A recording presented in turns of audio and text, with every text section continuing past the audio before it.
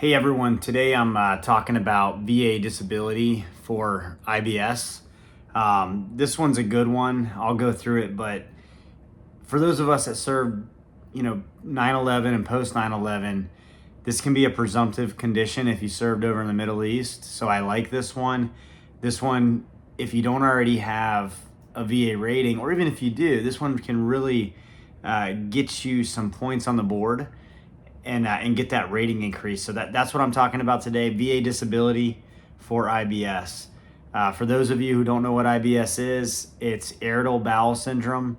Some symptoms with irritable bowel syndrome, could just be, frequent stomach pain when you're using the restroom, diarrhea, constipation, one or the other, or frequent or rotating from diarrhea to constipation. This one can obviously be a pretty nasty one, but a lot of us probably have this and you don't know because no one's really going to go to the doctor for having constant diarrhea or constipation normally. But if you do have these symptoms, you should consider just seeing a doctor and just being evaluated for the condition. You may not know if you have it or not until you do see a doctor. And if you do see a doctor and you have, you meet the qualifications for presumptive, you're going to win this one. And I don't want to say it's an easy one, but it's pretty clear cut. They do rate it by frequency. So, there's obviously some other things there that you have to do. But if you have those symptoms, go see a doctor. See if that doctor diagnoses you with this. And if he does, then continue on because I'm going to talk about it. Before I jump into the different types of evidence, I'm going to first just talk about the rating criteria. This one did just recently changed, and I had to go through and review it, but I'm going to pull everything right off of 38 CFR. This is rated under the diagnostic code of 7319, Irritable Bowel Syndrome, and they took away the 0% rating, so that's a good thing. They now have it at 10, 20, and 30%. So for 10%, you need to have abdominal pain for all of the ratings, but it goes by just the frequency and what's happening. So abdominal pain related to defecation at least once during the previous 3 months and 2 or more of the following. And then they list 6 different criteria. So you need 2 or more of the following in the last 3 months. Change in your stool frequency, meaning how often you're going. Change in your stool form, altered stool passage, which is like straining or the urgency, like how bad you have to go. Mucorrhea, abdominal bloating, and subjective distension. Going on to the 20% rating. Abdominal pain is still there, related to defecation for at least 3 days per month during the previous 3 months. So in that one, it changed from at least once during the previous 3 months to at least 3 days per month. And then you still got to have 2 or the more of the following that I talked about. Change in your stool frequency, change in your stool form, altered stool passage, mucorrhea, abdominal bloating, or subjective distension. So those 6 didn't change. Now the third category, or the third rating criteria is 30%. This is the highest rating that you can get. And this one is abdominal pain related to defecation at least 1 day per week during the previous 3 months. And 2 or more of the following.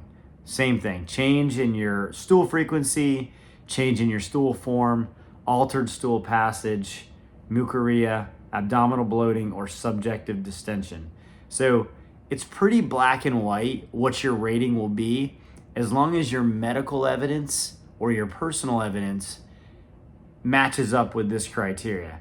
And I'll go into this now. And I went through M21-1, which is the adjudication manual for 7319 for IBS, and I really didn't see anything in there that I think was important to talk about in this video, unless you have another digestive type disease or condition.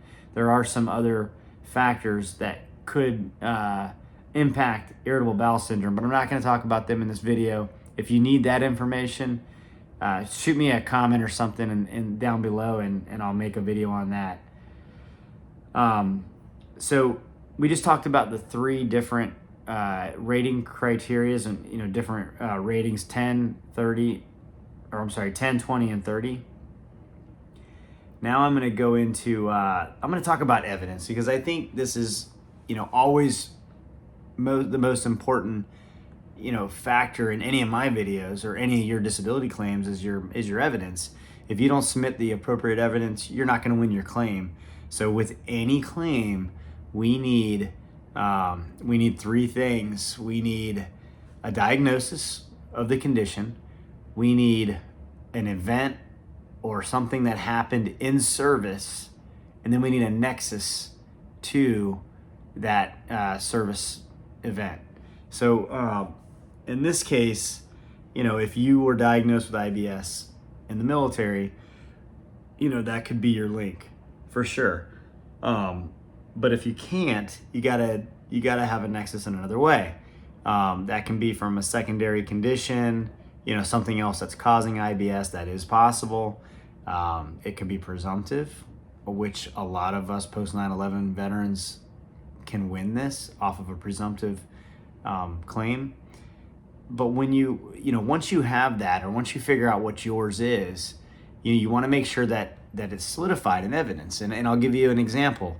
If it's presumptive, you really don't have to do anything. But what I do, and what I did for all my claims, is I wrote a personal statement, and I basically highlighted it in the beginning of my personal statement that I was submitting this claim as a presumptive claim based on my time in the Middle East.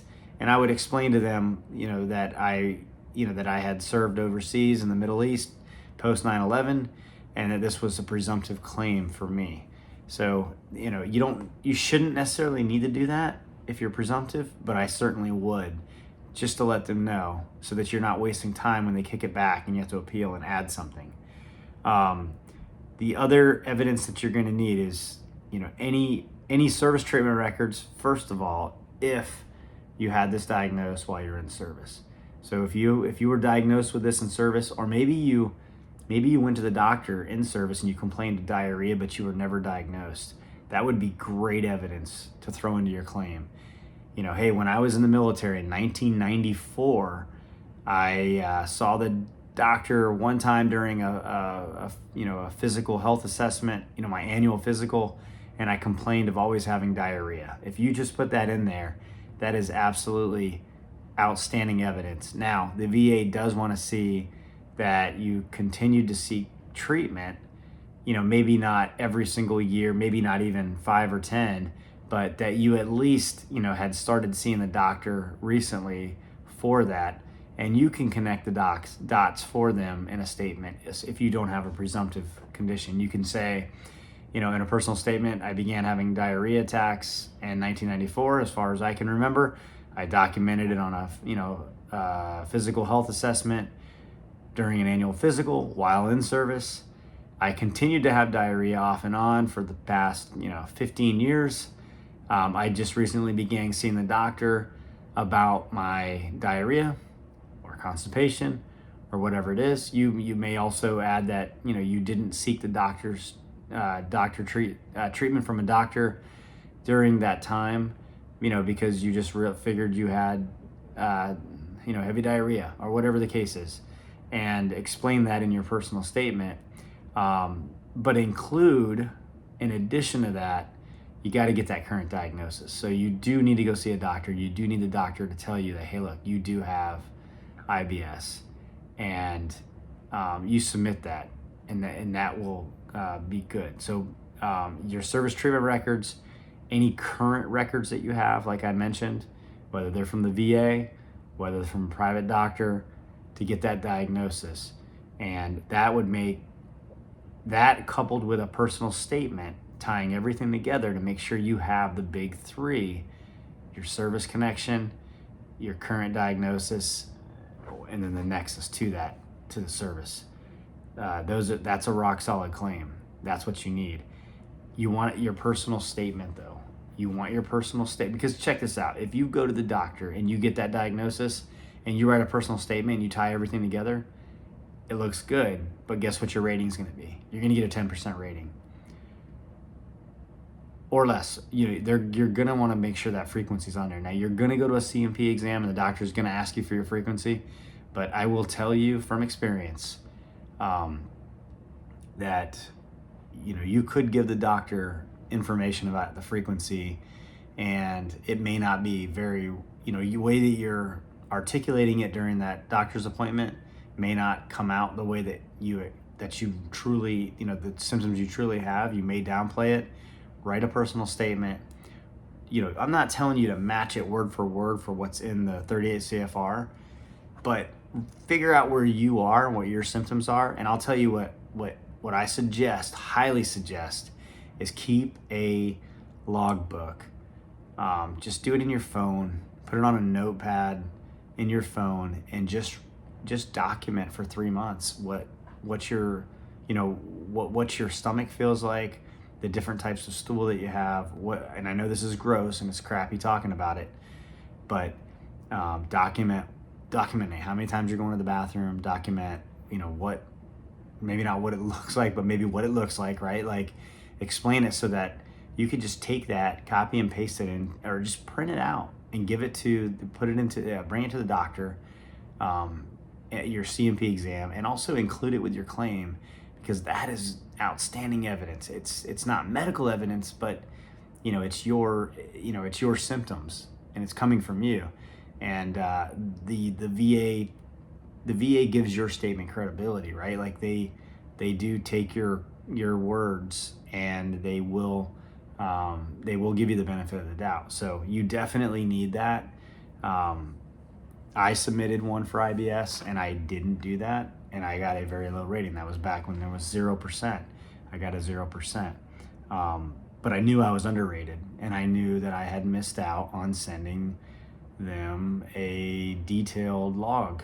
But when I did that, I actually got the rating that I deserve. So take my word for it. Submit that. That should be one of the things that's included the first time around. You don't need to figure out what they're gonna, rate you first and then submit it. Just do it all right the first time, and it'll make it much better.